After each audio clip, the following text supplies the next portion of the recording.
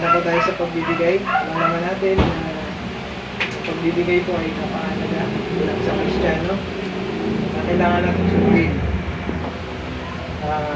So una, papasalamat muna ako sa Lord sa kabila ng mga nabigatan, talaga yun. Problema, lalo na pag nangungupahan ka, hindi yung bayar eh. Diba? Tapos, ilang araw kaming ng asawa ko eh. Wala parang tahimik lang na, siyempre, may bigat na dinadala, tahimik na nag-iisip kung anong pero siyempre tayo, hindi pinagkakatiwala din natin sa Diyos. Dumating yung kahapon na tapos sobrang sana ng Diyos.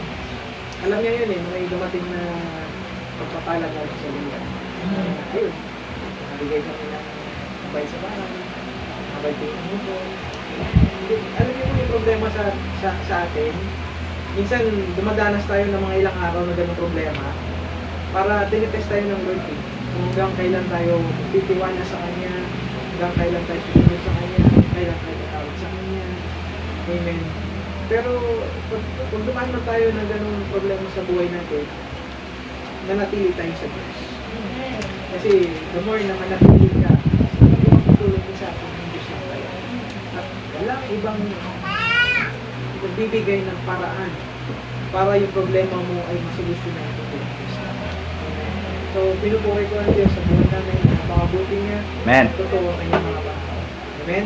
Magandako po tayo sa pagbibigay. Samahan po ako sa aklat ng Deuteronomio, chapter 11, verse 1. Sabi niya dito, kaya nga ibigin ninyo ang Diyos ninyong si Yahweh at sundin ninyong lagi ang lahat ng kanyang bilin, tuntunin, batas at utos.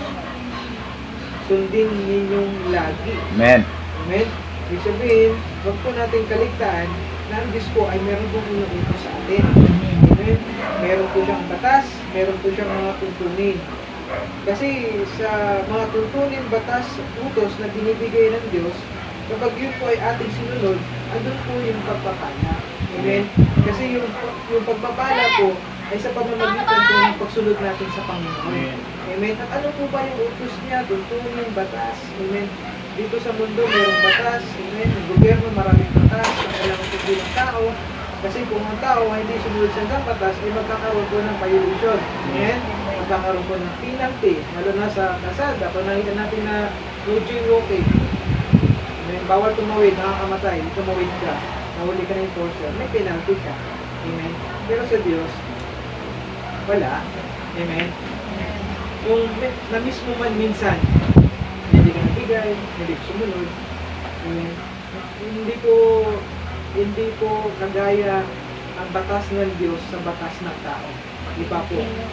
The more na hindi ka sumusunod, the more napapaalalahanan ka ng Diyos. Anak, nakakalimutan ka. Anak, hindi mo sinusunod yung utos ko. Ang Diyos never nagpo-control. Never yan na nag-umusga, never yan na sabihin sa ibang tao, oy, ganito ba? Di ba, pag ang tao, oy, ikaw, hindi ka nagbigay, yung sabihin na, ang Diyos hindi po magpapaalala ng Diyos. Amen. Ganun tayo kamahal po ng Diyos. Amen? Masabi po niya dito sa Kawikaan 3:9, parangalan mo si Yahweh sa pamamagitan ng iyong mga kayamanan. At mula sa iyong mga pinakamainam na ani, siya ay iuning hantugan. Sa gayon, kamalig mo ay lagi nang aapaw, sisidlan ng inumin ay hindi niya matutuluan. Amen. Hindi talaga matutuluan kapag tayo po sinusunod sa Diyos. Amen. Amen? Sisidlan, bigasan mo, hindi maubusan. Amen? At kapag magkaroon ka man ng kabalan, isang araw lang yan. Amen? Isang araw lang yan. Kasi nangyari ko yun sa amin, isang araw lang. Kinabukasan, ang daming blessing na ibibigay ng Lord sa'yo. Amen? Naranasan ko nga sa buhay ko dati na yung pera ko, pamasahin na lang. Kasi pamasahin for the whole week. Eh, siyempre, wala pa akong sahod. Meron pa yung tension ng pera. Pinigay ko sa Lord. Pinigay ko din sa Lord.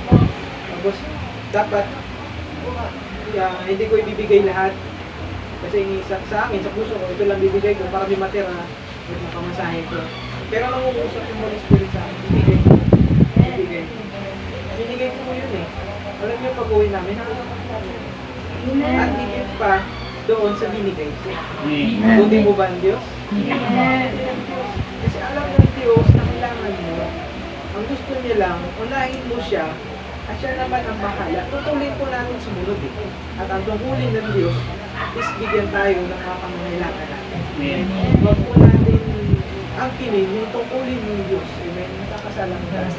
Kumbaga, pinapangunahan natin siya. Amen.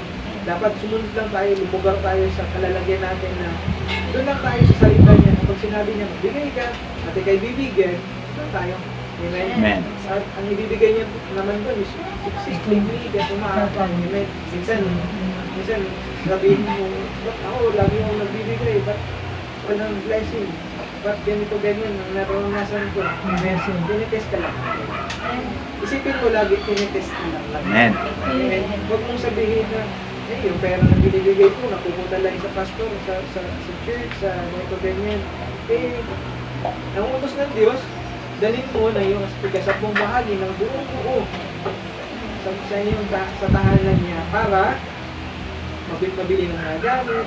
Diba? Sino ba magbibili ng mga gamit? Alangan naman yung mga nagsasabak sa kaya. Diba? Alangan naman yung mga undelivered na yun. Siyempre tayo, mga Kristiyan, masumusunod sa Lord.